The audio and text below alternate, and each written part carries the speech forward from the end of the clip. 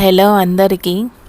ఎల్లమ్మ తల్లి అసలు ఎలా అవతరించిందో తెలుసా? ఈ కథ వింటే ఎల్లమ్మ తల్లి మహిమ తెలిసిపోతుంది.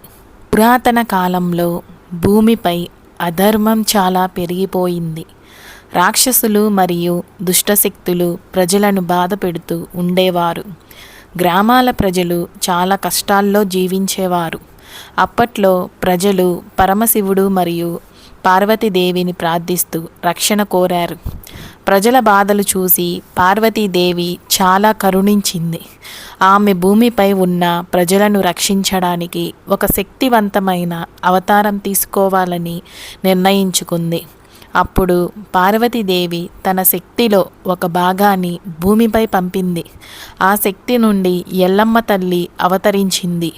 ఎల్లమ్మ తల్లి చాలా శక్తివంతమైన దేవతగా అవతరించింది.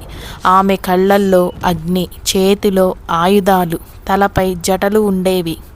ఎల్లమ్మ తల్లి అవతరించిన వెంటనే గ్రామాల్లో ఉన్న దుష్టశక్తులను నాశనం చేయడం ప్రారంభించింది. ప్రజలను బాధ పెడుతున్న రాక్షసులను ఒక్కొక్కరిని సంహరించింది. ఎల్లమ్మ తల్లి మహిమ చూసి ప్రజలు ఆశ్చర్యపోయారు.